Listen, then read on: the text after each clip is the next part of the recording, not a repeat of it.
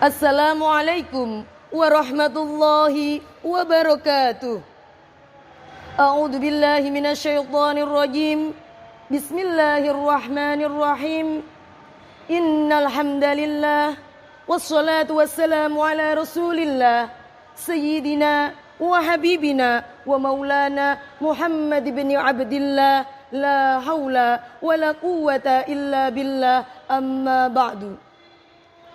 Al-Mukarramin, Dewan Juri yang arif dan bijaksana, saudara-saudaraku sebangsa, seagama, seakidah, dan setanah air yang insya Allah dimuliakan oleh Allah.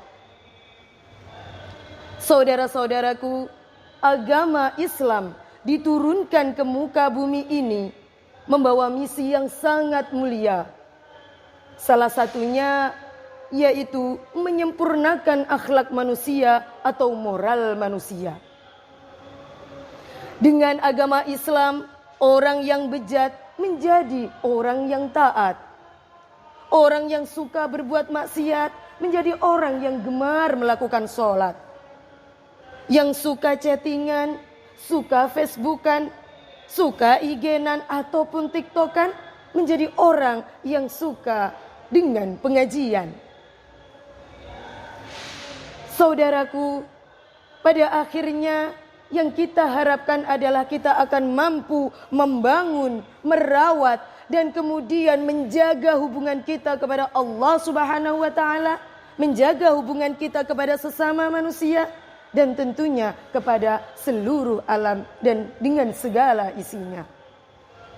Namun ironisnya, di zaman seperti sekarang ini, fenomena radikalisme agama menyebar kemana-mana seperti virus corona ketika belum ditemukan vaksinnya. Di masa-masa seperti sekarang ini, banyak sekali kita temukan orang-orang yang mampu menyampaikan pesan-pesan agama yang biasa kita sebut dengan pendakwah, biasa kita sebut dengan pendai, yang mana mereka menganut atau berbau paham-paham radikalisme, berbau paham-paham ekstremisme, atau bahkan berpaham terorisme. Betul? Dikutip dari Detik News 2018, Badan Intelijensi Negara mencatat terdapat 50 penceramah yang menganut paham radikalisme, yang mana penceramah tersebut tersebar di 41 masjid yang ada di Indonesia. Dan yang lebih sadis lagi di zaman seperti sekarang ini, saudaraku, banyak sekali orang-orang yang biadab namun berkedok pada agama Islam. Mereka tidak bertujuan mensejahterakan umat, tapi justru menghancurkan umat Islam. Contohnya, peristiwa bom Bali yang terjadi pada tanggal 12 Oktober 2020. Kemudian terjadi lagi peristiwa bom di pos pengamanan Sukoharjo pada malam Idul Fitri pada tahun 2019. Pada akhirnya saudaraku, semua itu menyebabkan semuanya berstigma buruk terhadap agama Islam. Masyarakat memiliki pemikiran bahwa agama Islam adalah agama yang radikalisme, agama yang ekstremisme, bahkan agama terorisme. Betul?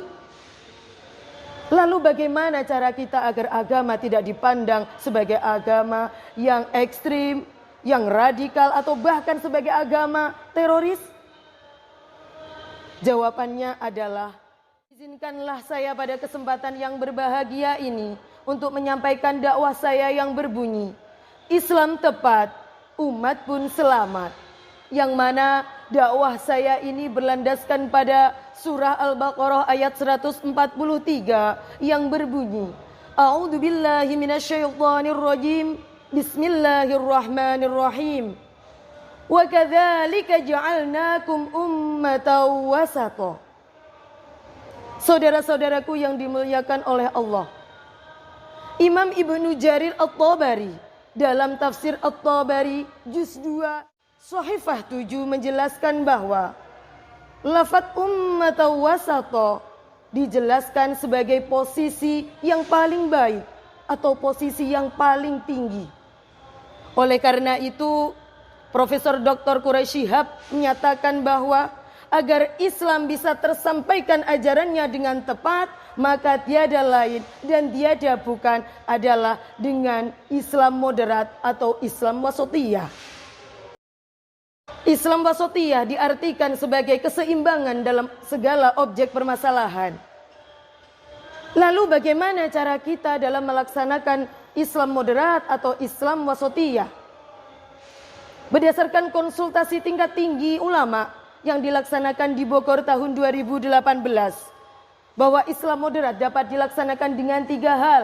Yang pertama adalah dengan tawasud, yang artinya bersikap moderat.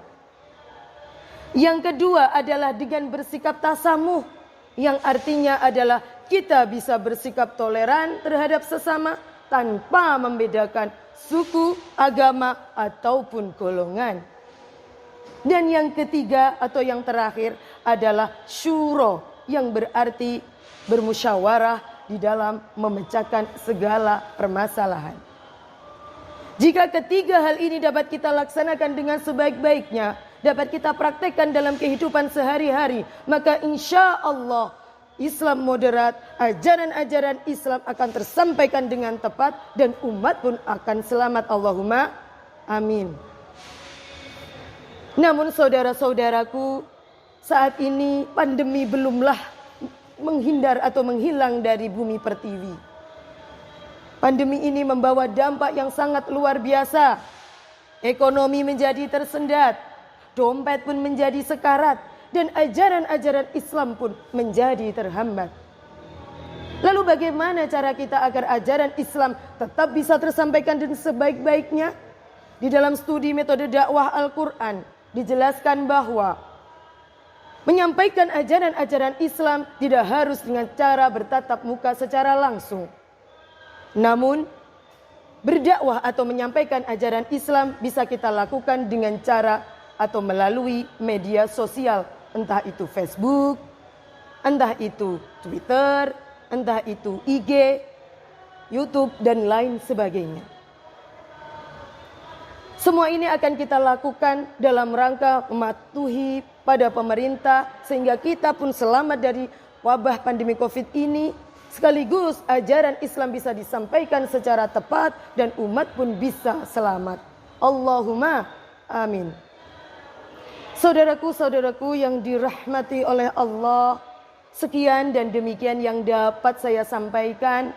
Namun sebelum saya tutup, saya ingin membacakan sebuah pantun yang berbunyi, jalan-jalan ke Alfamart, jangan lupa membeli coklat. Jika ingin umat selamat, sampaikanlah Islam dengan tepat. Akhirul kalam, wallahul muwafiq ila aqwamit thariq. Assalamualaikum warahmatullahi wabarakatuh.